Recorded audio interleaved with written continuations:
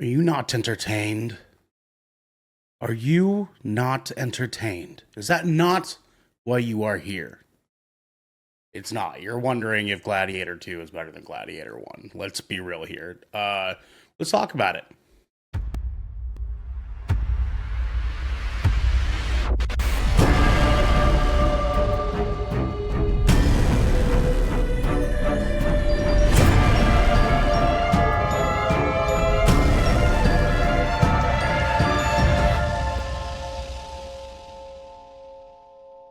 What's cracking, everybody, and welcome to episode 40 of 20,000 Films Under the Sea. I am one of your gladiators tonight, Arnell Pearson, alongside my fellow warrior of the Coliseum. It is Devin Brevin, the dude. Strength and honor. Strength and honor.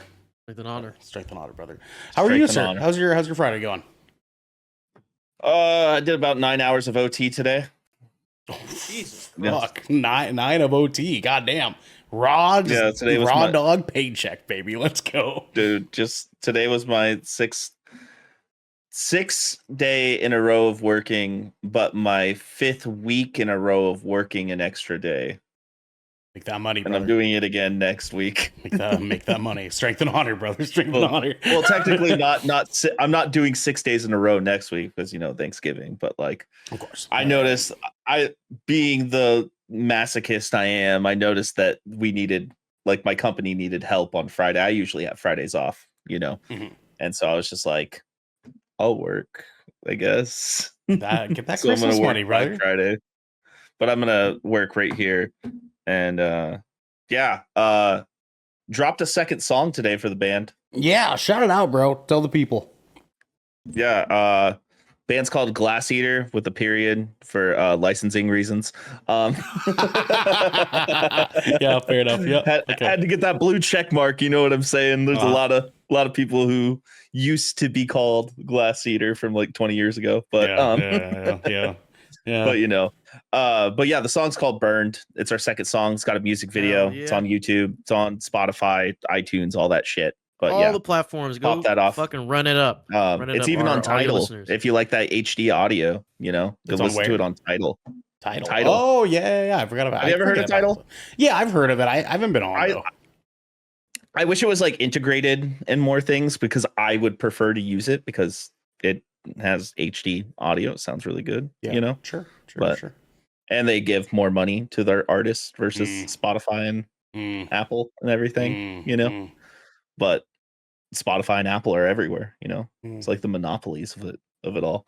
But yeah, other than that, played some more Stalker after work. And how'd your stream go last night? 2 nights ago. 2 nights ago. Yeah, Wednesday. That's right. Yeah, it went good. There's a good handful of people hanging out. Good time. Okay, all right, sir. I like it. A couple people subbed because they're like, hey, I don't want to fucking watch ads, and I'm like, hey, that's what the sub's there for. Hey, that's right. That's right. Hey, that's fucking right, man. Speaking. Yeah, go ahead. I was just gonna say, just another day in the neighborhood. That's right, Mr. Rogers. It sure is, my friend. Oh, new Kendrick today too.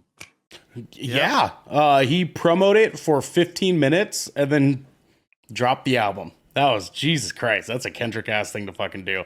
And only he could pull that off, to be honest with you. Let's be real. That's some Kendrick level shit. I think there's a reason why we coined that the Beyonce drop. Yeah. Fair enough. Touche, my good sir. Touche. Speaking of being well played, it is also our fellow gladiator, Garrick Bartholomew Eaton. Strength and honor, brother. Strength and honor. Mm-hmm. How are you, sir? Honor. How's your Friday? Dude, I am so fucking glad this week is over. I have three work days left until it is Thanksgiving break. I am elated to have some fucking time to myself. Hell yeah, baby. Dude, I'm gonna paint some fucking miniatures and chill with my family and eat good fucking food. And it can't come soon enough. I'm literally dude, like my body is here, but my brain's at Thanksgiving. Yeah.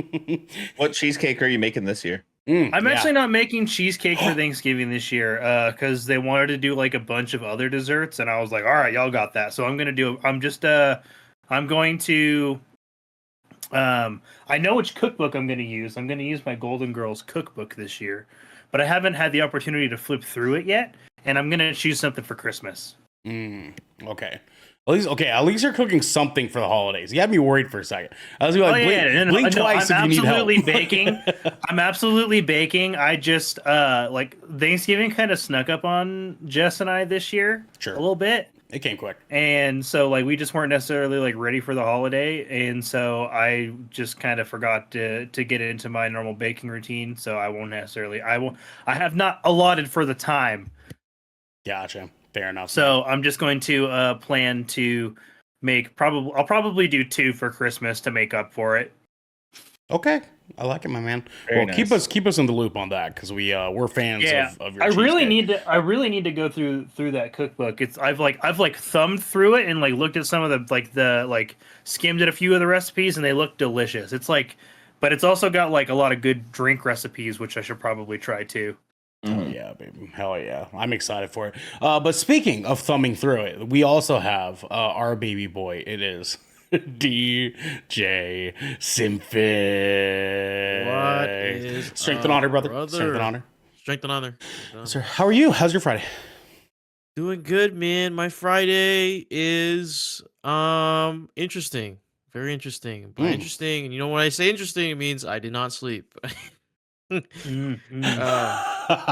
think every time I say my day's been interesting is it's just lack of sleep. Because you're running on 2 hours. Yeah, for sure. No, okay. So I went to bed at 12. I went to sleep at 12. Okay, I had a long fucking day previous. Okay, I casted a whole tournament. Casted for 5 hours. Okay, 5 hours straight. Okay. Right, we finish up at around midnight. Yep. And I'm like, all right. Instead of staying up and going to the gym, I'm just gonna sleep and just go to the gym when I wake up in the morning. All right, cool. I fall asleep. Yeah, I fall asleep. And my room, I keep it blacked out curtains. No lights, no nothing. It's just wow, that's dangerous. Okay, yeah, go on. No, I sleep like that, and so I'm laying on my side. Facing to the left. Yeah. Okay. My right side of the bed, that's where my nightstand is. That's where my phone is. Yeah. So I wake up and it's like 2:30 in the morning, and I'm like, I don't know why I'm waking up, but I shifted my bed to like lay on my back, and then like I see a light emanating from the side of the room, and again, there's no lights in this room, so it's kind of bright, even though like my phone's not that bright. So I turn to the nightstand and I see my phone light up, and usually my phone lights up for like just random emails and shit like that. I don't use Do Not Disturb. I just turn off vibrations and I turn off the ringer. So it just mega Do Not Disturb. Yeah, that is literally my phone is permanently set to no vibration, no ringtone. If I responded to you, it's because my phone was in my fucking hand at the time. Yeah, or if I just checked it at the right time. And I'm usually pretty intuitive about timing. Sure. Checking my phone. You know what I mean? So, but like, if any of you guys had to call me at like 3 a.m, just know that I will never answer. There's a 9 out of 10 chance I will not answer at 3 a.m. Yeah, don't call DJ and I in an emergency. We will not be getting the call. Yeah, for an emergency, like if you're stranded somewhere, I'm sorry if I don't pick up. My phone said that's for everybody, everyone, my parents, everybody. Okay. So my phone's flashing, and I'm like, okay, I'll just close my eyes. And like when you close your eyes, because like you see your eyelids, you can still feel light, right? You can see light technically. Yeah. So I'm like, man, my phone isn't turning off. It usually just takes a few seconds and then it goes back to just off. So like I check my phone, and it's my friends, my closest friends group chat. They're lighting up the group chat at 3 a.m.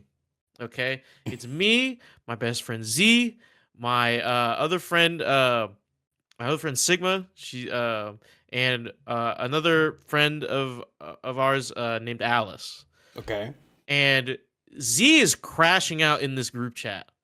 because Z has basically been a third wheel to Alice and Sigma for the past few months. Because Alice and Sigma were just kind of like footseeing this like relationship that they were building. They're like the slow burn, and Z's like, just fuck already, just do it. And they finally secured it. You know what I'm saying? Yeah, locked it down. And Z's like, and Z just starts going crazy. So like, I suffer for months. You guys. And then one of them is like, well, I would like to issue a formal apology to DJ. And I woke up, I'd start texting. I'm like, for what? For what? No, dog, I would have just turned my fucking phone screen face side down. Yeah, and apologize. Go ahead. This would have been Garrick. His phone would be like this, and he just would have been like, he just turned it. I wanted to, but as soon 100%, Devin. But for me, it's like I instantly wake up when I check my phone. Because that's one that's like, I check my phone when it's time to wake up. So like, okay. So curiosity got the best of me, so I checked. Yeah, no, basically, so I checked my phone, and I'm like, well, now I'm awake now. This is your fault. I hate you guys. You guys woke me up for bullshit. Okay, and they're like, well, why didn't you, put it on Do Not Disturb? It's like, I don't get texts from anybody. I don't expect to have a group chat blow up at 3 a.m. I'm sorry. But also, like, playing devil's advocate here, they're probably also just used to you being up. No. No. Okay. I mean, we are. Yeah, but like, no, like you guys don't understand. I'm up, but I'm not on my computer. I'm up and I'm in bed.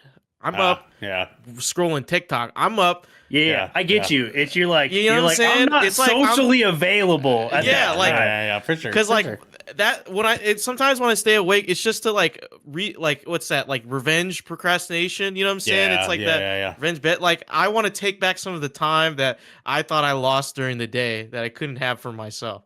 You know what I mean? That's what I was doing. That in my soul, DJ. I feel that shit in my soul. Yeah, DJ. that's how Marilyn is. We call it BoJack Horseman hours because that's when she turns on BoJack to wind down for bed, and I'm just like, so. Whatever, and then I went to the gym. Mm-hmm. I've been tasting monsters. I got this. He's hooked. Yeah, I got the yellow one, this gold can one, and it's not the pineapple one, but it's tea and lemonade. That shit slaps. Oh, the tea and lemonade one's so good. Oh yeah, it's pretty good. What I don't get is those have a lot. Like each can is 110 to 160 milligrams of caffeine. I don't feel it at all, dude. I still take a nap. I still have to take a nap. I still feel sleepy. So I guess my sleepiness overpowers any type of caffeine because they have a coffee bar at the gym. So like I make a cup of coffee and then I also start drinking energy drinks like after when I get home. So and I still feel tired. Congratulations, you have ADHD. Yeah. That's a lot, man. Yeah. Yeah. Well, also too though, if you have too much caffeine, it can actually make you sleepy. Yeah. Really? Mm-hmm. That's absolutely. Mm-hmm. Oh, wow. So you gotta just kind of tinker down a little bit and kind of see where that soft spot is. So I have to microdose my caffeine. You got no. You got to cumulatively decrease the amount you consume until you find the one that's like, whoa, you know what I'm saying? And then that's your bad boy right there. And I took a nap and then I went to the theater and the theater was pretty packed for two movies. The movie we're reviewing tonight and also Wicked. 2-movie weekend, man. Yeah, it was packed up at our theater too, brother. It was our theater was busy. It was good. It was like it was nice having a good full theater, except I had to sit next to a fucking kid last night. But he was actually okay. He was actually not bad. Yeah, he was cool. He wasn't moving around and shit. It was pretty cool. The only thing though, he was wearing those fucking light up sneakers. So every now and then he would move, and I would just get these flashes like out of my peripheral that would totally take me out of it. Yeah, that was just like when I woke up and saw my phone flashing. You know what I'm saying? Yeah, exactly, man. No, so I chose a seat last night, right? and I'm like, okay, no one's gonna sit next to me, because it's like there's ample seats to my left and right. I'll just choose the one in the middle so no one decides to sit here, right next to me. I get there and there's a like a family of four sitting to my left, immediate left.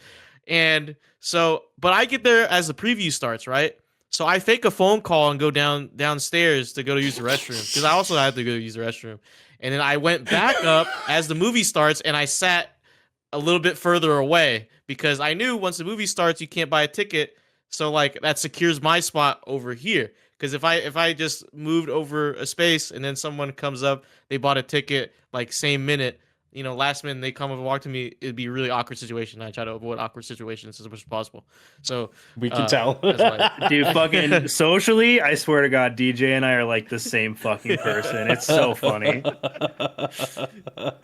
DJ, you faked a phone call, bro. That's crazy. I did. No, I had a whole conversation. Yeah. I was like, "Yep, yeah, dude." Uh-huh. No, yeah, No, I mean, I'm seeing the hit you movie Gladiator 2. No, it's like, yeah, no. There's some seats open next to me. I mean, if you hurry up, you get Dude, No, yeah. context relevant even. That's so good. Oh man. Well, speaking of grabbing a seat, you guys at home can park a little tookus right over here because this is 20,000 Films Under the Sea. Your choice for all the nerdy pop media news, reviews, and discussions that you want each and every week. If you like that, you can head on over to our Discord channel where you can submit questions and topics to the show, get exclusive content, and have early access to episodes before they go live on podcasts and video services near you. If you've emptied your pockets for the latest and greatest in entertainment, that is totally cool with us. You can watch us record this show live right here at twitch.tv/Good Kraken Show, just like our good old Esco Boo Boo is. If you have Amazon Prime, you also have Twitch Prime. DJ Prime Gaming. And we would love for you to give that to us to help keep the lights on and cameras rolling. But you can also support us by going to our YouTube channel, hitting subscribe, or by leaving a review on our podcast channel by searching 20,000 Films Under the Sea, and we'll be right there waiting for you.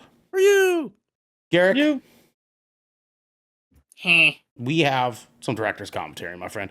Guys, you guys can check out our latest episode of Death Ratio over on YouTube, podcast services, all the good places that you like to watch or listen. DJ and Devin got a chance to look over the Game Awards 2024 nominees this year, kind of anticipating getting us ready for our next few weeks of Game Awards antics that we're going to be getting into.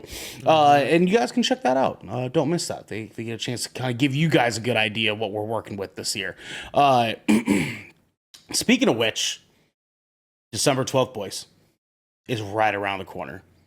That's right, Game Awards. Like we were talking about, the nominees. Yeah, you guys can see who wins the Game Awards with us on December 12th at 4:30 p.m. Pacific time. We will be here ready to rock and roll with our blazers and our nerdy gear and ready to kind of just knock it back and watch some fucking fun video game announcements. And we want to watch that with you guys.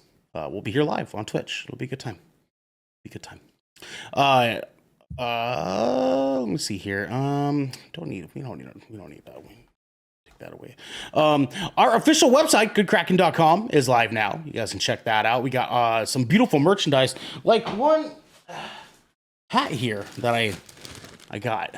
This nice hat here. It's Good Kraken's Death Ratio. I don't know if Devin wants me to take it out of the package, so I won't. But this is a beautiful, beautiful hat that you guys can get your hands on here at goodkraken.com. That 3 months. Are you at home tomorrow? Are you doing anything tomorrow? Because I can probably drop it off to you tomorrow if you. You fucking won't. I gotta go to Costco after our meeting, and then after that I could probably just swing on over. Excuses, you fucking man. won't.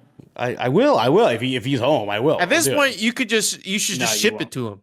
Like you just fucking put it in the that post guy- office. It would money, legit man. get there faster. It's fun, and more it's, reliably. It's honestly. It's funny because DJ, Garrick, and Xander live so far away, and they've gotten their stuff. Devin literally lives a 2-minute drive away from me. I even called him like 40 minutes before the movie to remind him. No, it and wasn't he didn't 40 answer. minutes. It wasn't 40. Oh, yeah. That was 40 minutes. But I wasn't home. I didn't go home. I didn't go home yesterday. So it didn't happen. I didn't have the hat We with even me. told you to put it in your car. I didn't want it to get stolen. Are you fucking kidding me? Your car is more likely to get stolen than the hat is. I don't like keeping things in my car, in my vehicle, because who knows if it gets because the last time I had someone that I love and care about get their car stolen, the whole car got stolen. And then they took everything inside of it and the wheels and the cat and they left it in a college parking garage. Okay. I don't know if I didn't want that to happen. I didn't want that to happen. I'm looking out for you, Devin. Are you home tomorrow? Are you? I am. I actually have plans tomorrow. God fucking damn. Why don't you come to me? Why don't you come to me? You know what I mean? Why don't you come to me? You can meet at Costco. Oh, so I have to inconvenience myself. Okay. now. All right. You guys, last reminder here. We are going to be taking the last couple of weeks off of this year because of the weird kind of calendar loop that we got going on in 2024 leading into 2025. Yes, we will be technically taking 2 weeks. So we will be gone from the 23rd, Monday, the 23rd, through until our return on the 6th of January. So we will be gone. We will be in our Discord and we will be hanging out. You guys can still kind of, jump into chats with us. I'm sure Devin and Sam might still be doing some Baldur's Gate around that time. I don't know if you guys are near done with that quite yet, but Dude, so Stalker 2 kind of got in the way, but we are very far, very far. I think we're level 13, DJ. I'd hit that 20. Yeah. I hit that 20. Oh. We're about to take out the steel watch. Hell yeah, yeah. fuck yeah, man. Love that part. Yeah, you should play the game. Never played it. I actually think I finally convinced Marilyn to play with me. Oh, hell yeah. It's tentative. It's not- You have it. I forgot that you have it. I do. I have it on my Is it PlayStation. couch co-op? Yeah. Yeah. Couch co-op. Yeah. It is. It is? Couch co-op. I'm pretty sure. That's sick. Oh, that's pretty cool. Yeah, so we're gonna give that a shot. It's tentative because she's not really into high fantasy stuff, so we'll see how it goes. If it doesn't work out, I'm playing with you, Garrett. Tell her she can fuck a bear. She does. Devin, what are we getting into next, man? Okay. Oh, dude, I know. We're getting into the final cut. Ding, ding, ding, ding. Final cut. That's the final cut noises. I don't even have my show notes open. I actually remembered. That's all right, man. Thank good, because I sometimes don't remember your guys's, and then I'm like, oh yeah, snap, endgame, cool. Tonight, ladies, gentlemen, ladies and thuns, we are talking Gladiator 2 review, baby. Years after witnessing the death of Maximus at the hands of his uncle, Lucius must enter the Colosseum after the powerful emperors of Rome conquer his home. With rage in his heart and the future of the empire at stake, he looks to the past to find the strength and honor needed to return the glory of Rome to its people. Released on November 22nd, 2024. Directed by the King, Ridley Scott himself, who is known for his works in Gladiator, Alien, Blade Runner, The Martian, and much, much, much, much, much more.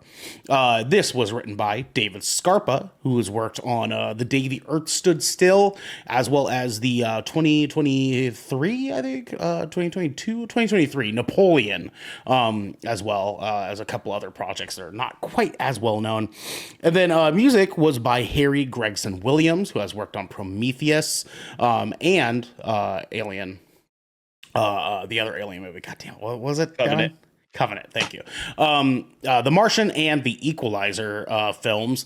This movie actually was supposed to originally have the return of the one great music composer king himself. Was supposed to be coming back to this, and he said, "I don't want to. Because I don't want to. I don't want to compete against my own compositions that I did in Gladiator 1." So unfortunately he did not come back from this. So they picked up Harry Gregson Williams instead. And Yeah, that's all right. He did okay.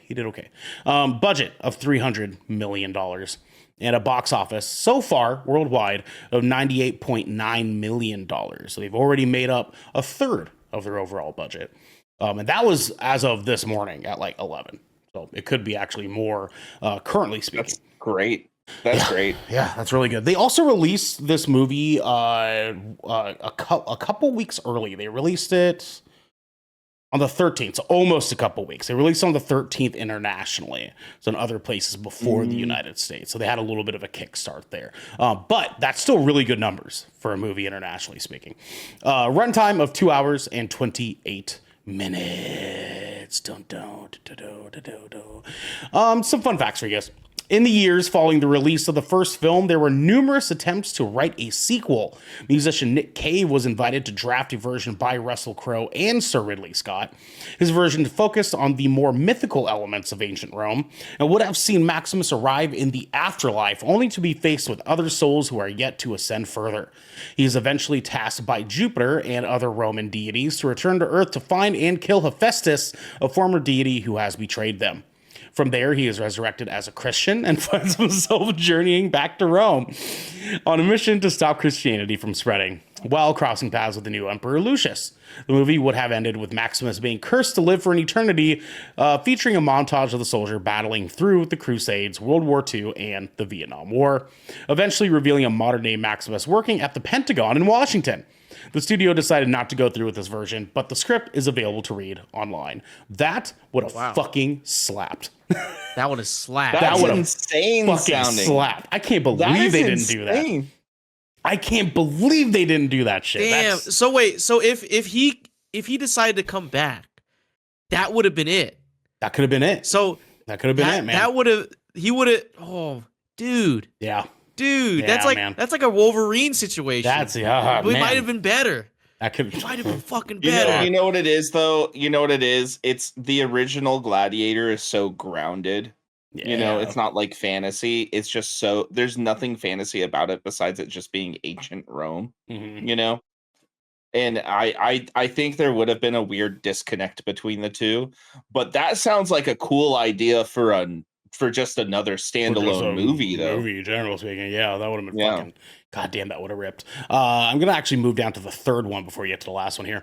In an interview with Simon Mayo, Ridley Scott explained how he sold the set from Kingdom of Heaven to the Moroccan government for $10, as it was cheaper than dismantling the set entirely. He then had to rehire it from the same government for use in this movie as the city scene at the very beginning. Could you imagine? I thought that looked a little similar because I felt like I was like in the very beginning. I was like, I feel like I've been here before. You know what I mean? Like I legitimately felt that way at the beginning. Like I felt kind of weird in the beginning of the movie. Kingdom of Heaven's a good movie, man. But Jesus Christ, imagine selling a whole set, just being like, yeah, you guys can tear it down. It's just like, imagine. That's fucking crazy, man. That's crazy. Smart. That's smart. Some disappointing information, though, and this is some stuff that has been circulating around this film, but just want to make sure that you guys at home are wary of this because there are a couple different angles here. On May 18th, 2023, Variety reported that Egyptian-Palestinian actress May Kalamawi had been cast in Gladiator 2. That is the young lady from Moon Knight, by the way, gentlemen. The same day, Deadline Hollywood reported that given the importance of Kalamawi's character to the story, director Ridley Scott wanted a thorough search similar to what he did for Paul Mescal's character, and after multiple auditions, Kalamawi landed the part. Kalamawi was featured in the official trailer, but for unknown reasons, she ended up with a non-speaking background role in the film, appearing in about 5 scenes as a companion of Denzel Washington's character in the beginning of the film. Kalamawi is not credited in the film's end credits and wasn't part of the film's promo tour either. The other actresses who played the concubines of Washington's characters were credited. During the London Comic-Con winter on November 16th, 2024, Kalamawi told fans that despite her scenes being cut from the film, it was one of the best experiences of her life and she loved working with Denzel Washington and felt immediately comfortable with him. Contrary to speculation on social media, Kalamaui wasn't replaced by Israeli actress Yuval Gonen, who plays a different character in the film, the wife of Lucius, portrayed by Paul Mescal. Kalamaui and Gonen follow each other on Instagram since 2023 and were pictured together on the set of the film in Morocco in June 2023 in a group photo alongside the director and the other actors. So the reason that this is a key thing is because there's a lot of people that are zero evidence of this, but are pretty convinced that she was kicked off of this movie because of her stance in support for Palestine. And so there was a lot of information that was kind of circulating around this. Again, don't have any evidence of this, but if anyone was wondering why she was in the trailer and she's not really in this movie, there's your answer. So we can talk about that in the future. But yes, that kind of sucks, but we shall see her in Moon Knight. Instead of the director's cut, there's going to be the Kalamaui cut. Kalamaui cut, baby. Let's go. Love calamari. I'm kidding.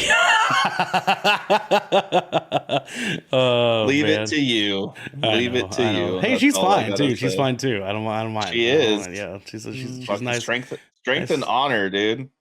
Strength and honor, bro. Speaking of strength and honor, we're going to go ahead and get to the nitty gritty, boys. Devin, my man, what were your thoughts on Gladiator 2? I'm gonna start this off with, I'm just a chill guy, but or a dog, dude. Low-key. This is a good action drama movie. And I think I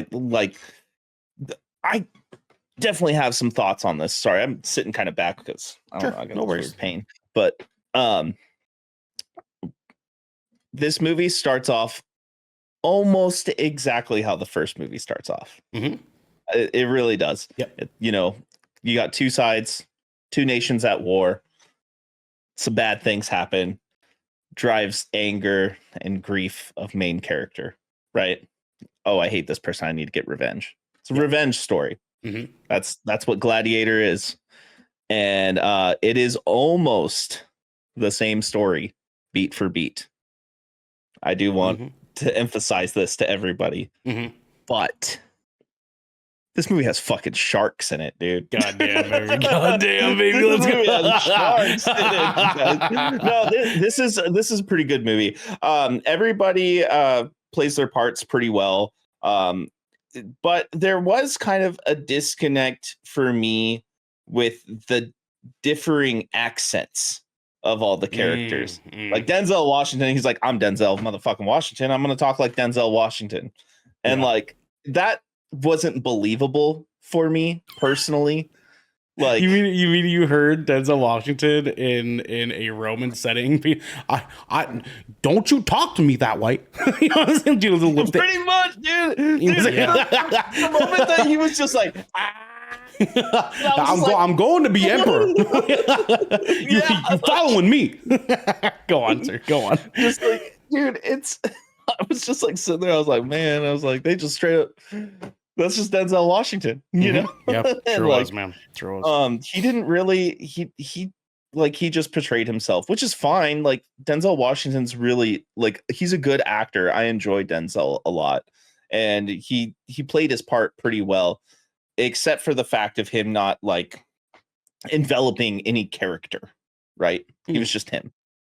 Okay. Yeah, he moved differently than he normally does in movies. I will say that, his posture and the way he was a lot more fluid in this movie, but I do get a disconnect in movies like this when there's no accent, not even a British accent or anything like that, but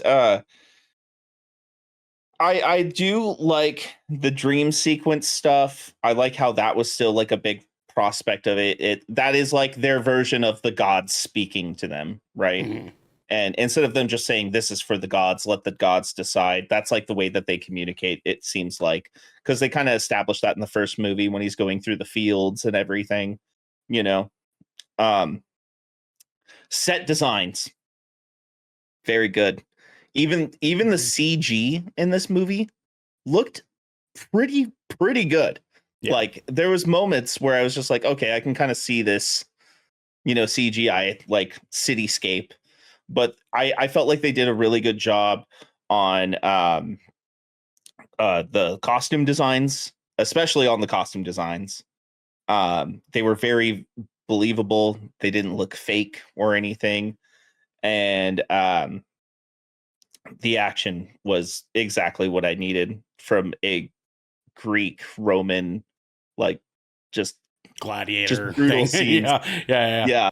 It made me really miss that show Spartacus. Do you remember that show? Sex and gladiators. Hell yeah. Love that show. Dude, the gladiator fights in Spartacus were fucking sick. That was some shit, man. And titties. I mean, like, who doesn't like that? I mean, yeah, that's why people watch Game of Thrones too. Yeah. I just can't stop thinking, how did they get the sharks there? I mean, it's, you know what I'm saying? I want to know how they got the sharks there, Is that wrong of me? No. Like, I want to know that. I actually do think it is wrong of you for this movie in this setting. I do. Oh, why is that? Why do you think it's wrong? Because Ridley Scott doesn't give a fuck about historical accuracy and tosses it out the window for the sake of being cool. Yeah, motherfuckers weren't riding rhinos either. No, they weren't. That's You're true. right. Yeah, that's fair. They were. But it looked fucking cool, dude. It looked fucking sweet. Yeah. See, but it elicited the reaction that you wanted, which is why I think just set it to the wayside for a movie like this. It's okay. Yeah, I mean, it doesn't, because there's an example I just want to bring up really quickly, and then I'll just pause it, because there's a line that Denzel says that is so ridiculously out of place, and I was like, that item literally hadn't been invented yet. He was just like, hose them down, and that shit didn't exist until the fucking 1600s. And so, that's true.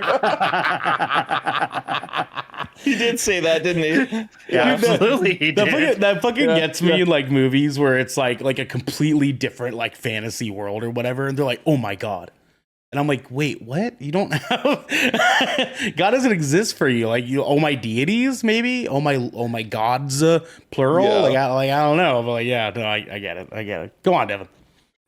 Yeah, or like when it's a completely different fantasy world, but they know what the word fuck is. You know what I mean? Yeah, for sure. But like, I genuinely was curious because I know the Romans were fucking smart. You know what I'm saying? And like, if there was a civilization back then that figured out how to catch sharks and travel them inner city to like make their own, pool or whatever. Maybe they like got them onto ships and they made like ramps that go from like the ships to like the city. It's the fucking Romans, you know what I'm saying? Like they would have figured it out. Yeah, of course, man. But look, also with all the water in there, and that's not a spoiler. You see that shit in the trailer. Yeah, it's in the trailer. Yeah. Water in there. Like, how did they do that? Like genuinely, it's cool. I don't hate it, but how? They were like, but my lord, do you want water? And he was like, it's just like, I'm like sitting there. Don't get me wrong. The second that scene happened, Ernell and I were like, we were like, let's fucking go, dude, let's go. But I was just like, but how does this work? Like, don't you got like little gates open all around, and you just board them up with some wood, and it's just that's okay. We can suspend some disbelief. That's all right. I know. It's still cool. Don't get me wrong. Yeah. I'm like, how though? Of course. Anyways, the ending of this movie is probably the lowest point for me in this movie. Yeah. Okay. And I just think with like how the movie was just like so up there, like we're fucking gladiators, people are getting, we're fighting, we're having all this crazy bombastic stuff. And then it just seemed like the movie just kind of died. I like his little speech right there, to both sides. Like, I thought that was fitting, but it just ended. and then that's it. My question to you guys: do you think they're going to try and do a 3? I sincerely hope not. I think they will. I don't think they need to. Because I mean, like, why would they stop at 2? You know what I mean? It's kind of like what my thought process is there. If they weren't aiming to do a trilogy, they probably wouldn't have done a second. And I don't know how I feel about that, to be honest with you. Like, a part of me is like, ooh, yeah, Gladiator. Like, Gladiator is always fucking cool. Mm-hmm. But I really don't think we need another one of these. Yeah. I do like that this movie made sure that there wasn't a lot of plot armor on characters, though. I do want to point that out for the sake of the story. Keyword is a lot. Yeah. I mean, there's always going to be one person that has plot armor, right? So, yeah. But I'd say overall, I feel like there's more things about this movie I want to talk about. It feels like it is missing some scenes. Like it does. It feels like it's missing some context behind some motivation for some characters, or how some characters find out certain things. Mm-hmm. Which this is a long movie to begin with. This is probably like 2 hours and 40 minutes. Not 2.5 hours. 2 hours 28. Yeah, like 2.5. Okay, 2.5, which is still long, right? That's long. Yeah. I wouldn't be surprised if there's like a 3 hour plus cut of this. Especially with I already forgot her name. Ridley always especially does with Kalamani seasons. Cut, so so I wouldn't be surprised if we end up seeing a director's cut of this movie, probably, by release season for it. But yeah. All right, man. Well, I'm sure that you'll kind of jump on moments that you might say that kind of reflect on what you're saying too. So, but that said, Garrick, let's go to you, my good sir. What were your thoughts on Gladiator 2? This was a very interesting viewing experience for me. There's like, for me, I have a very strong belief that there's like 2 movies from like the early to mid 2000s that like every dude has just seen, and they're like, fuck yeah. It's baby. Let's Gladiator and The Last Samurai. Right? Yep. Right? A third is right? 300. Yeah. Third is 300. Right? But yeah. The third is 300, absolutely. No, right? it's not. No one says fuck yeah to 300 anymore. At the time we did. Not anymore. I do. At the time. But like those 2 for sure. And so like obviously I was very shocked that we even got a sequel from Gladiator, because it just felt so. The ending is so fucking perfect. It's so fucking good. Yeah. And for the first one, right? Like, it's just very resolute. It wraps up everything it needs to wrap up. And like, yeah, there's some like threads that they left there, but like, I did not see it needing a sequel. Because I adore the first film. But it was kind of weird watching this movie, because it was like watching. How do I describe watching this fucking film? It was so. I enjoyed it. I did enjoy this film, but it was like watching your favorite superhero, but like instead of looking at them, you're staring at their shadow the whole time. And so like it was just it just felt like a lesser reflection of the original film. And it's very weird to see a director who also created the movie pay homage to his own movies. While like, and because like that's all normal, but like it felt more than like a callback. Like it genuinely felt like an homage to the original film. In a lot of places, and like sometimes it felt really good, other times it just felt like are you just reusing it because this is just what we had to reuse, or what? And so like I don't know. There was just some like weird momentum issues and pacing issues with this film for me. That like it was just very strange. It was like it was like the most fucking weird sense of deja vu kind of watching this movie a little bit for me. I did really enjoy it though overall. Everything about this movie is what I love Ridley Scott for as a director. Because Ridley Scott's idea of Rome is like the arrogant, uneducated interpretation of like a 12-year-old boy thinks what Rome is. And I fucking think, and I love that shit. And like, it makes for a fucking great movie setting. It really does. There is like, this movie does not even attempt to be like historically accurate. It's like historically adjacent at best. Like it feels like an alternate universe Rome. And because of that, I actually was not bothered personally by Denzel not being Denzel. But like there is so much to really love about this film. I really liked everybody's performance. I thought everybody acted very strongly.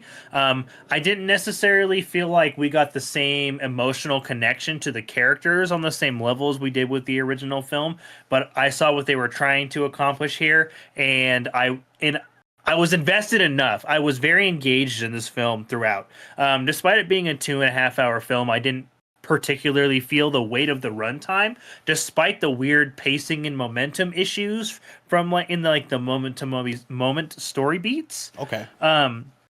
So all in all, like I felt like it did really great with the runtime that it worked with theatrically. And everybody's performance was fantastic. Honestly, I think one of my favorite fucking things about the movies, though, was the costumes. Hands down. Oh my fucking God. Like, you guys, Denzel and Pedro Pascal had fucking drip.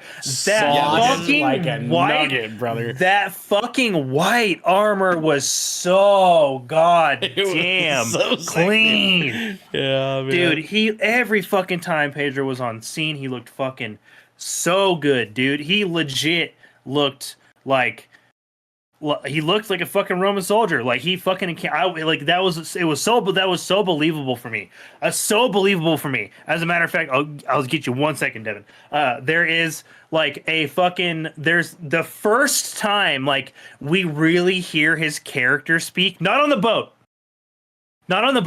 When he actually opens his mouth for the first time during like the mass funeral procession. I was like, that was his little speech he gave was powerful. I liked it a lot. Like woe to the conquered. What the like I fucking felt that shit. Like, dude, it was very earnestly delivered. It was some fucking great acting from Pedro in that moment. Throughout the film overall, but that moment, I really felt like I understood his character's motivation throughout from then on. Like I truly did. And while I didn't necessarily understand Denzel's character's motivation, kind of at all, really, up in like I didn't appreciate the revelation of his motivation or the way it was handled. I guess the revelation was fine, but I didn't necessarily like the way it was handled. But like his character was so fucking good, and I liked how like brutally intelligent, I guess he was, like cunning. He was very cunning. That's the word I'm looking for. He was very cunning, and dude, he just every time he looked so regal. His outfits were so fucking good. Like, yeah, even his final look with that gold and blue was so. When he was on that horse, dude, I was just like, if you gotta go out, that's a hell of a way, right? And so, dude, it was a very entertaining film. But Devin, I also wish I got to see a little bit more of Pascal in this movie. I know that's like something that a lot of people are like, oh, we've seen Pascal enough, but like I genuinely like his character too. I like him a lot. Yeah. And like, dude, the way that he was choreographed in his fighting too, like he was ruthless. Like he was fucking ruthless. and I wish I got to see more of it personally. Yeah, I 100% agree. He made perfect fucking use of all of his screen time. Like it was just like the plot, even though it was very honestly a little contrived in the sense that it was almost beat for beat, like surface level, it was the same as the original story, with an altered ending, which I also agree with Devin with is like the weakest part of the film. It climaxes a little too early, I think, in the third act. And it loses steam ultimately in the ending. I felt like that could have been tightened up a little bit more, but overall, this is a wildly enjoyable film with incredible set pieces. Honestly, some of my favorite costume design I've seen all year. And we've gotten some really good films this year. Everybody's performance and all of the casting was incredibly well done. I really, really liked everybody's on-screen performance. I thought that everybody was believable, and I understood everybody's characters well enough to be constantly engaged with the film from start to finish. I just wish I didn't feel like I was watching just like this is the best we could have asked for a sequel for a film like this, but I wish it wasn't the way it was. Sure, that's fair. You know what this reminds me of now with you like just iterating on more of like us just both being like it's kind of the same of the first. It reminds me of watching Force Awakens and being like, this is a New Hope. You know what I mean? It kind of hits the same way. Not as sloppily, obviously, but like it's definitely it just didn't like it was familiar, but not necessarily in like the comforting way. Like they're like, oh yeah, I've been here. I like this. It was like the familiar and just like, damn, you guys didn't try to divert at all. Like, you know, and like so like there's and like I just kind of felt that a little bit in the back of my head while I was watching. But everything else was so fucking good. All of the moment to moments in this film, despite some very weird cuts in editing, in my opinion, which I think is highly likely due to director's cut being in the works.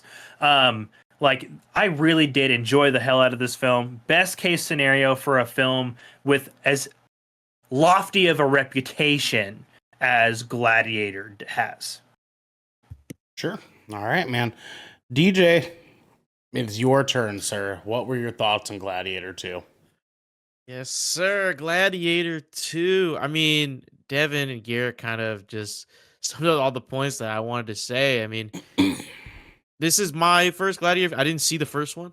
So, you know, I'm coming in with fresh eyes. Sure. Okay. Coming in with fresh eyes. That makes it a little different as a viewing experience. Yeah, no, for sure. For sure. So, this movie is amazing. I mean, I don't want to, you know, be just repeating what you guys were saying, but it was just like you said, like everything with the costume design, the sound design, everything just looks so fucking cool. You know, I wanted to let's go. I wanted to revisit the first movie to see what I missed because they do a ton of callbacks. Of course, it's a direct sequel.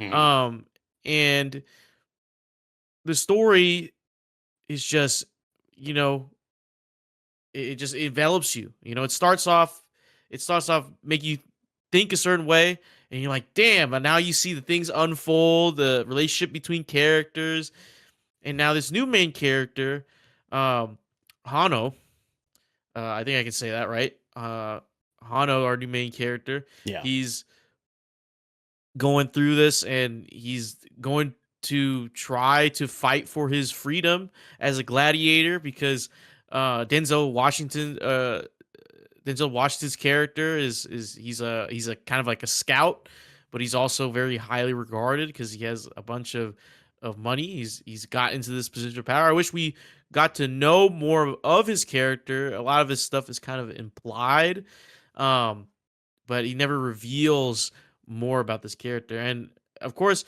I didn't mind Denzel being Denzel. I think it was, I think he was having so much fun. And I think it's because he got to just go into costume change and wear something like completely different. Because I swear, there's moments in the movie where it would just cut and he's like in a different outfit, and then cut again, he's in a different outfit. He's wearing different rings. So raw, He's wearing dude. It different was jewelry. so raw. Dude, I was like, this character is the best. This character is the best I've seen, and he just plays this character that exudes that classic Denzel Washington charisma. Sorry, Denzel Curry. Yeah, I'm mixing the Denzels up. But Denzel Washington charisma with like that. He has that guile. You know what I'm saying? That suave nature to him that can also be deceiving. Kind of like his character in Training Day. You know, kind of like that crooked side to a good character. Garrick. Sorry, I just want to circle back really quick because you kind of mentioned like how like your expectations for the beginning of the film and where it went were like a little different. Yeah. I wanted to ask because I had an immediate reaction. Yeah. And I want to ask Devin and Ernell really quick. Dude, opening fucking scene, her hanging laundry, and I was like, damn, I'm gonna do her like that, huh? I said it out loud. I was just like, that was fucked up. Yeah. The first 30 minutes are the most predictable thing ever, but it was made for the funniest shit. Cause when she and then you just cut to her falling off. You're just like, there it is. No way, dude. No way. She was not at the edge, dude, like that. It was so funny. Way. It was so funny when like that opening scene, like literally like it just cold opened, right? And you're just like, I was like, she dead as fuck. She's so dead, dude. This character's not gonna last 5 minutes, bro. I wanted to ask, dude. I like legit thought like the second that the braziers like went on fire. I thought it was happening right there. I thought it was Joker. I thought it was Joker right there. Me too. Yeah, I was expecting just complete 0 to 100. So, anyway, sorry to derail, DJ. Yeah, DJ. Well, actually, I had a question. Yes. Before the movie starts, we had that. You guys saw the intro sequence, right, where it kind of showed the we're a recap previous movie. Yeah. Or like it showed scenes of the previous movie and has this like little weird the oil painting scene stuff, right? Yeah. Do you think that was AI? I had the same fucking thought. I had the same thought. I did, but I looked at it really hard. And I tried. Yeah, I tried. I was like, it didn't feel AI to me. There were only a few times I was just like, is that AI? And it only ever had to do with the eyes. But I think that but also that's a style. But also, like I think that they were just trying to mimic a style, and it was like they were using. It was more what is the fucking word? It was more abstract. And so like I was just trying to look at it from that lens rather than AI, and it didn't bother me at all. Like I didn't feel like I didn't get like the AI woo about it, you know? Too consistent to me because like you're right. In order for it to be AI. Because in some instances I was like are they really doing this right now? Yeah. Because you know what I mean? But other than that, I just want to ask that because I was just curious what you guys we had that conversation after our viewing too. Yeah. So but of course we see the story unfold. We see this depiction of Rome that apparently every guy thinks about, our Roman Empire. Quote unquote. I don't know what guys. I've never thought of. I've thought about the Roman Empire, but not like this, man. No. No. See, this is how I think about the Roman Empire because I've seen. I think about it like this, but I don't think about it often enough to warrant a whole section on TikTok. But anyway, fair.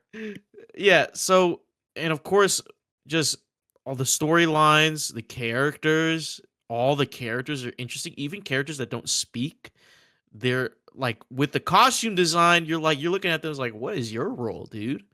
What is your role? Mm-hmm. There's also a monkey. Monkeys. Oh my god, yeah. Let's not forget psychotic Ed Sheeran, dude. Yeah. Donmus or whatever. Dondus or Donmus. Hell, Dondus is the monkey. Yeah, Hell, Dondus. Yeah. Hell, Dondus. Emperor Caracalla.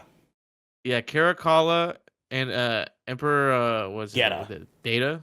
Data, yeah. Geta, So we got yeah, the Geta. twin Geta. emperors, the brothers, Uh-huh. that represent kind of the driving force of Rome at this time. And Rome right now is in a tumultuous period. One thing they said it at the beginning is like one thing could set off this collapse of Rome, because we know as people living in the 21st century, we know that Rome did not survive. The Roman Empire did not survive. They didn't. Rome's still they there. actually were not all still that around. great. Yeah. Yeah. So, but the fights, the spectacles, like you feel like you're at the Colosseum just watching some of the fights here, and they're really well choreographed. Everything feels meaty, feels punchy. Meaty. Yeah, It feels like they're fighting. They're out there fighting for their lives. Like compared to like if you're watching like John Wick. John Wick is dancing. He's like a ballerina with the fighting moves, but this it's brutal. It's guttural. Gritty. It's gritty. It's vicious. More synonyms. And it's just such a fun movie, and I do agree with Devin. I think the ending kind of falls flat because, and like I said, I feel like we talked about before we got into our first thoughts that there's some stuff that was cut out of the film. So I'm assuming there was more probably for the end of the film, and maybe like some stuff sparse in between, because I do feel there's some scenes that transition weirdly, like there was supposed to be something in between that just didn't make Agreed. it. It didn't ruin any continuity. It just felt like, oh, well, that was such a strict jump from here to here, right? But still, the acting in this carries, man. Denzel Washington does that character so well. And Pedro Pascal as General Cassius, he's freaking badass. So much emotion. Okay, I do have one comment. So remember in the boat scene, the first scene, he's arriving on the boat. Motherfucker puts on his helmet. Not even 30 seconds. That helmet's off. Yeah, I think my headcanon was telling me he did that to protect himself the same way he did with the shield, but I can't like support that headcanon all that much, to be honest with you. I think Pedro Pascal has donned the helmet too many times as the Mandalorian. He has a clause in his contract that says I cannot wear a helmet for more than 30 seconds. Okay. Everyone needs to see my hair and my face. So probably he revels in that, and his drip is immaculate. Like the costume designs are so clean. Yeah. I just wish we saw more of those helmets with like the fucking face that retracts up and down. That we saw in the beginning. Those ones. There's a lot. You should watch the first one. Yeah, I want to watch the first one for that. Yeah. I want to watch the first one. You do get to see in the opening scene behind Pedro's character. He has that guy. Bearers. Praetorian he has soldiers. 2 of them. Yeah. That are fucking. Also, can we just talk about Paul Mescal kind of out of fucking nowhere? Yeah, like he's very new on this scene. Who the fuck is this kid? He was phenomenal, man. He looks Roman, dude. That guy looks Roman. Straight up, brother. He looks Roman as fuck. Dude, he literally came on the scene in 2021.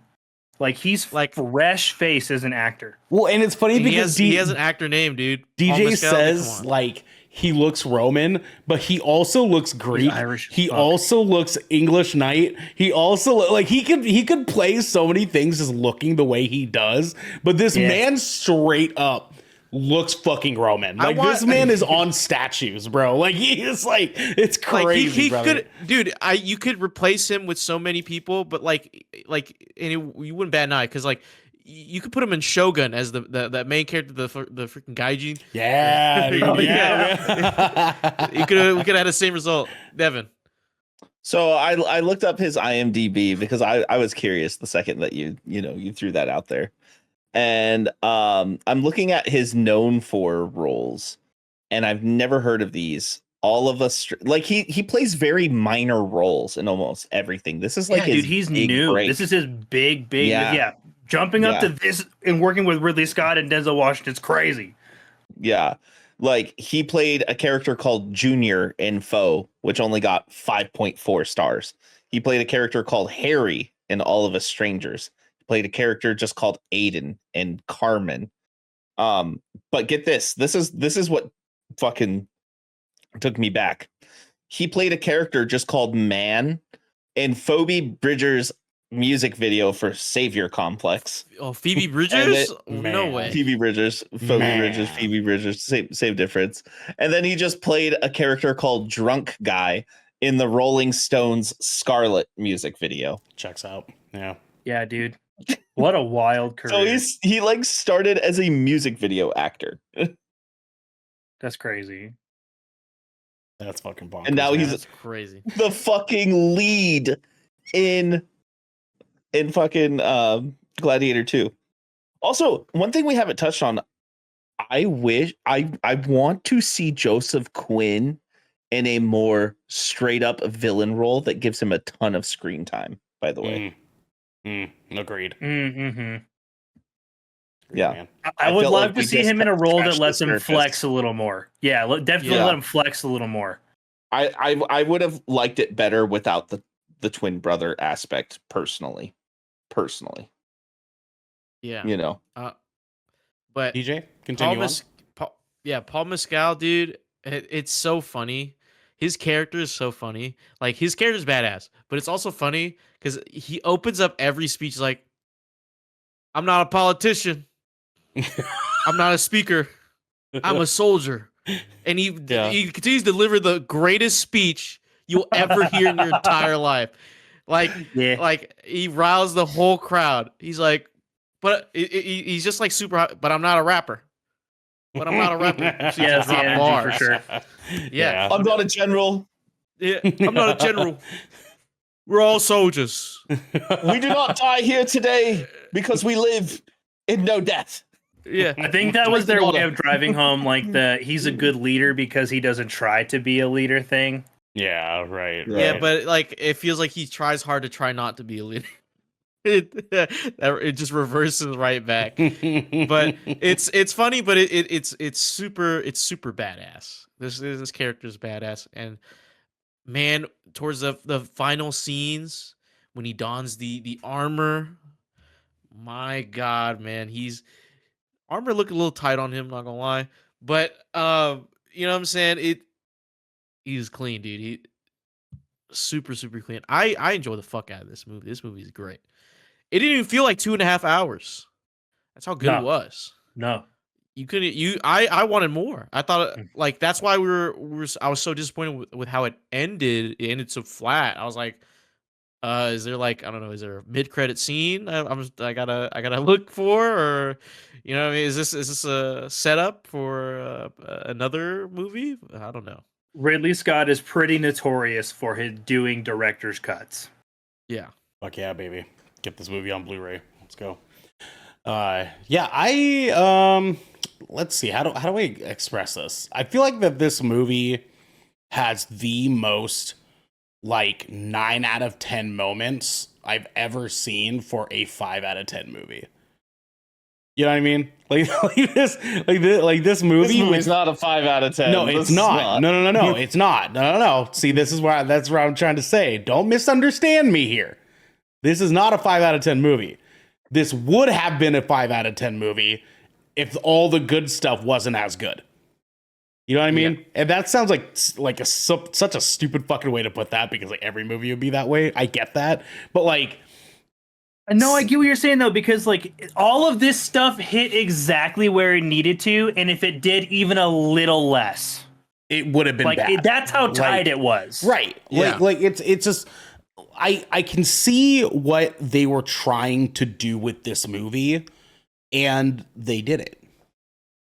Like they did it, man, and that's cool to me. I think that's really, really cool, because they literally just said, "Hey, man, we're gonna make a Gladiator movie, and lots of cool shit's gonna happen in it, and everyone's gonna act pretty damn fucking well in it, And yeah, that's it, man. That's all the people really want out of Gladiator. You know what I'm saying? I mean, like, because realistically speaking, like Gladiator 1 was like a phenomenal movie because of its really, really high moments. Like, are you not entertained? Right. Yeah. Like there's moments in that movie that are super, super high, but when it's low, it's low. And that is like the same thing in this movie too. Like I feel like there's some moments that are like real rough around the edges that I was like, they didn't really need to do that. You know what I mean? Or like moments that are like super, super just like not as fit in the structure of things that give you whiplash. There's a lot of whiplash I got in this fucking movie.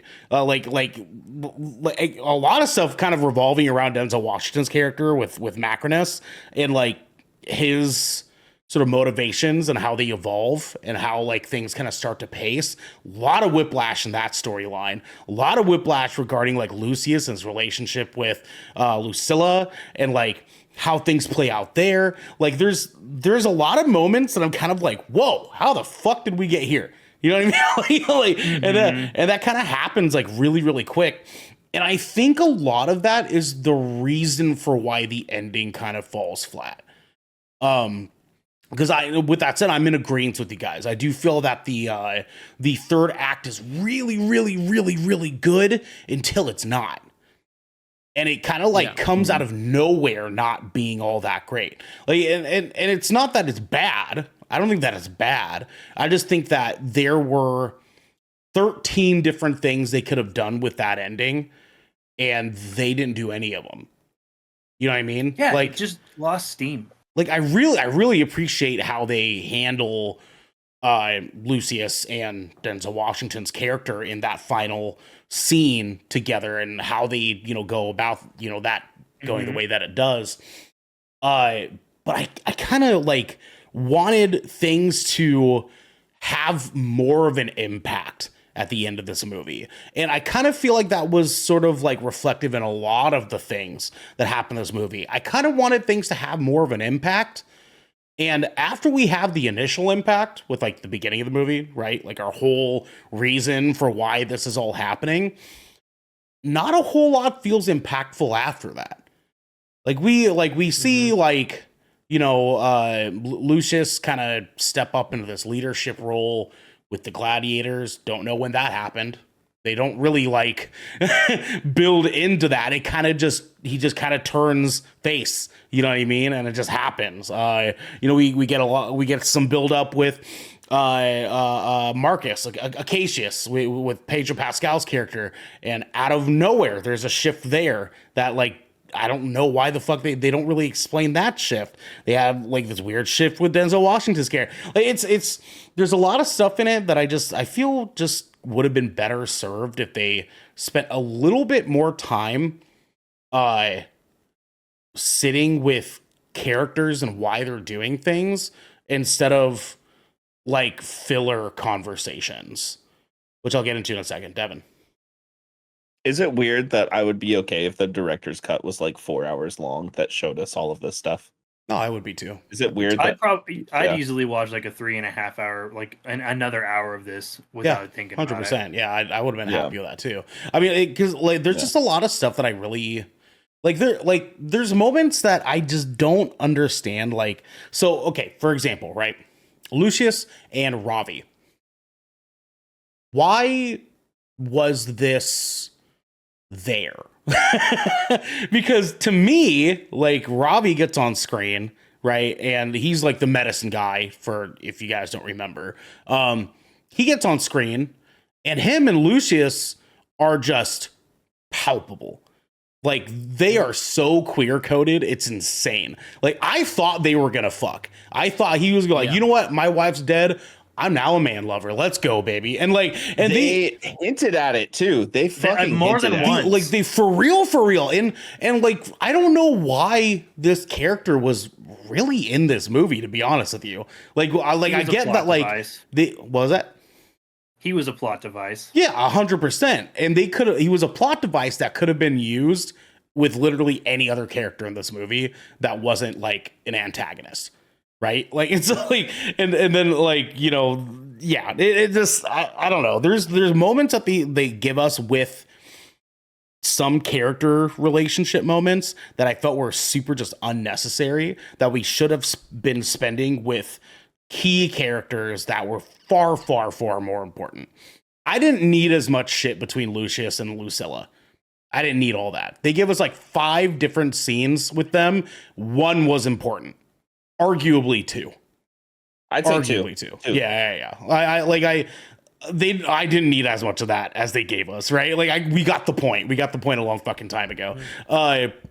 With that said, though, kind of now that the weird stuff is out of the way, God fucking damn, is this a movie? God fucking damn, is this a movie, dude? It has sharks. It has sharks, brother. It has sharks and Denzel Washington and Pedro Pascal. Those are like the only 3 things I really need in this movie, and I would have been fucking happy, man. Because like, here's the deal, dude.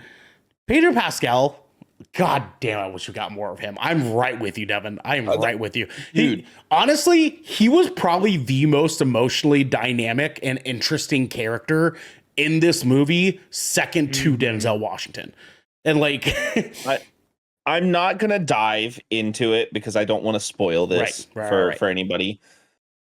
But does part of you kind of wish we got to see his plan play out in this movie instead for the final act? Yeah, 100%. And I wish I wish it went that way personally, because I would have been totally fine with the first like 2/3 of the movie being very similar to the first one, but then to have that kind of thing go on, and I was expecting that to kind of happen during a gladiator match. You know what I'm saying? Right. Yeah, Devin, the 2 scenes that they used to subvert that, I felt actually pissed me off a little bit. I was like, that was way too easy. What you guys chose to do there. Yeah. You took the easy plot route. Yeah, well, I would have much rather had that all play out and have things go wrong while that's playing out, right?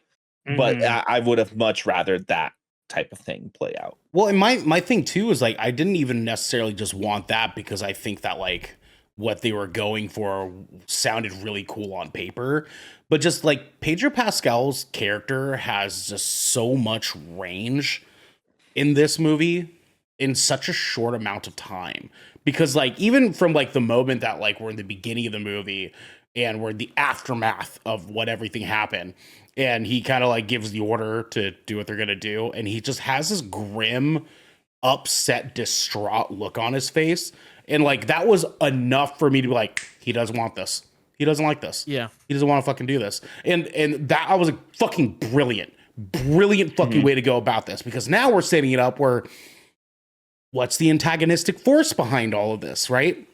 And we, soon to find out, like, where all the other cards are played.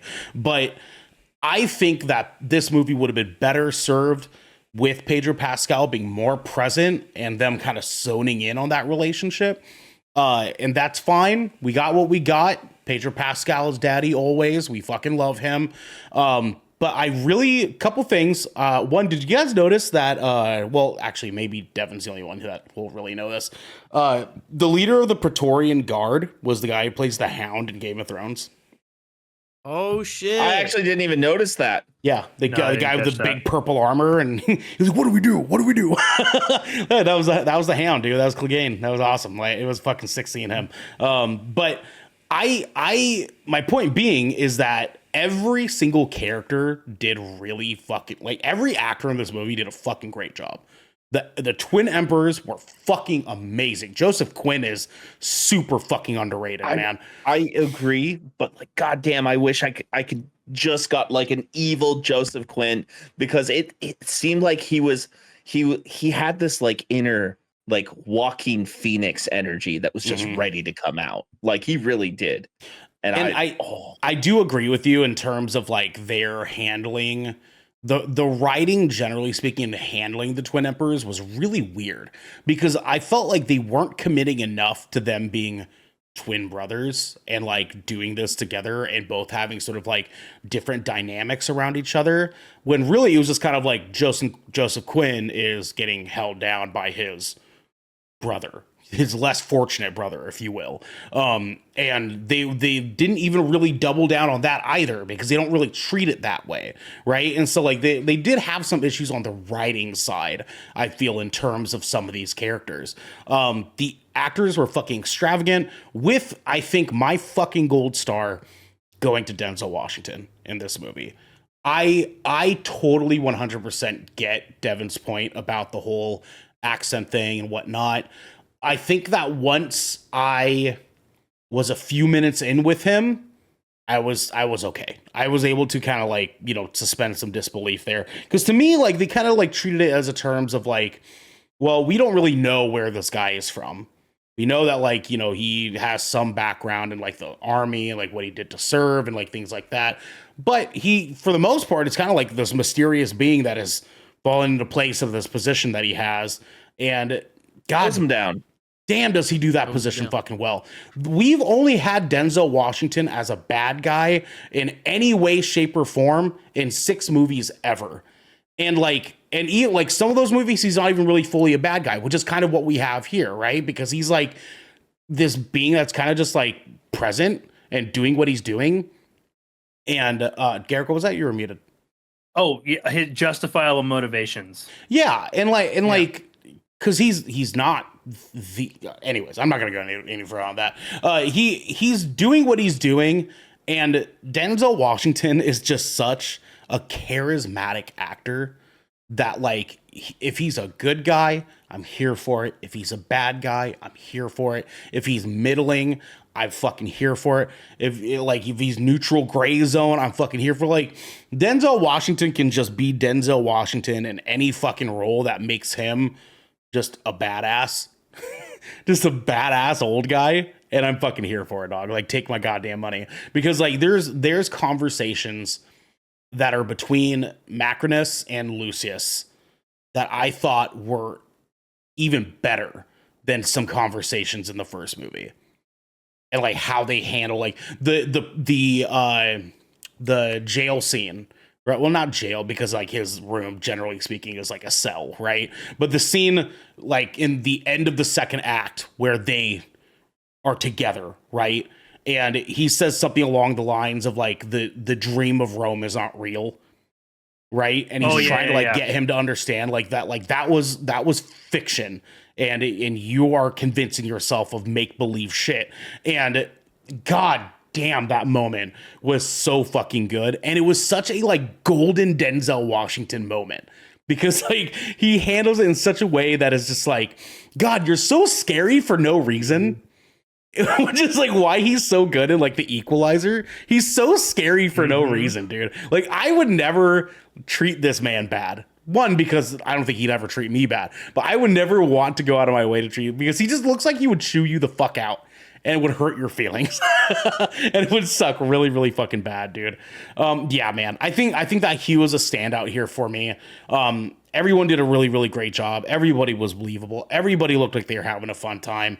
I think for the most part, this movie did a great job of being a Gladiator movie. I think that it did not service very well of being a sequel. But it tried really hard to do it. And that kind of bummed me out a little bit. If they would have given us a completely original story that was not reflective of the original movie, the Gladiator 1, I mean, then I think this would have been a 10 out of 10. Arguably second best movie of the year, close to like Dune. Arguably first. This could have been like, this could have been an anthology sequel and been equally as good. Well, because here's the thing, when this movie is different from the first one, it's amazing. All those action set pieces that are so different from the first one are so good. Dog, like, some of these fucking action moments are fucking phenomenal, brother. Like, I was watching some of these moments and being like, fucking A, this is cinema, dude. I fucking love this shit. We gotta top the tiger. Oh my God, that's hot. Dude, the fucking, I know Devin mentioned it, but the fucking boats, man. God damn. That was just a cool scene. How did they make gladiator ship battles make sense in this fucking weird gladiator arena, as Devin was saying. How they made that makes it for they just threw it out in the fucking air, right? And somehow they gave them like 20 feet radius around their 5 feet long ships and said, this is still gonna be dope as fuck. Like this little raft battle that they have going on, still fucking sick, dude. Devin. I feel like Ridley Scott like brought this up as a like sarcastic like idea fucking around, and then somebody on set like just said some shit like you could never fucking pull out that off. Why are you even bringing that up? And he fucking looked at him and he's just like, I'm Ridley Scott. He looked at him, like glared at him, and whatever drink he had, he just did this to the person next to him and gave it to him. And he's like, I'll fucking show you. And just did it. You know what I mean? He's like, listen, man, you know I made Blade Runner, right? And the guy was like, you know what I mean? Like, Jesus Christ, brother. No, dude, the set pieces in this were phenomenal. I'm in the same boat with you guys. The costume design in this movie is so good. It's so good. Every single person in this movie is dripping or drowning, period. Even like when they're wearing lowly clothes, they look good. Like when they first like throw him in with the gladiators and somehow, some way, his shirtless or his like sleeveless shirt still looks fucking dope as shit. Yeah. Dude, yeah. Right. One of my favorite scenes in the movie is when he first gets to Denzel Washington and he's like, show me how you can fight. And he just goes fisticuffs. Oh, and dude. Like, yeah. Wow, dude. Man, what did he say? He was like, that was a good fucking sock him up box, like just like actual fist fight. You know what I mean? I really wished that we would have had a little bit of a different ending with Viggo, but that's fine. That's fine. It's cool. Whatever. Yeah, man. I think that this movie was a fun time, and I'm not necessarily glad that they did it, but it was cool. I just really need them to now say, all right, that's it. Or give us a completely different story that has nothing to do with original characters or anything. That would be great. Devin, let's swing it back to you, my friend. Should people see this right away? And what is your score? I think this movie is worth seeing in theaters. There are some bombastic action sequences in it, especially the Colosseum ship battle, especially. But because I think there's context missing in the movie on characters' motivations, and I think there is more to be seen of this movie we haven't seen yet, I could only give this like an 8 out of 10. All right. Because I feel like I'm missing something from this. Like, and like I said, the ending fell flat for me too. Gotcha. Garrett. I think this would be like very, very well serviced in the theater. Like this is a fantastic theater experience. It hits the notes you would want out of like a really big blockbuster film. It is great at its apex. It is a fantastic film. Even if it does have some shortcomings, if you have watched the original and have some higher expectations for its ending. That being said, I know I talked a lot about like this film being like a shadow of the original. Well, it fucking turns out that like the shadow of near perfection is still pretty fucking great. So this is going to also get an 8 out of 10 from me. Oh, okay. All right, sir. DJ. You should go see this right away. This film is pretty dope. Even if you haven't seen the first one, they call back enough, do a little bit of flashbacks so you can understand how the story's unfolding. And I think it's great to go see it with your friends. I would spend the money to see it in IMAX. I got to see it in IMAX.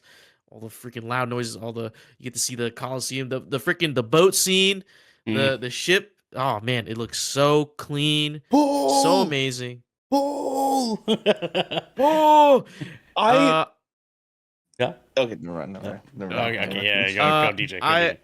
I'm going to give this film Gladiator 2 a rating of. Suspense kicking in. You guys were waiting.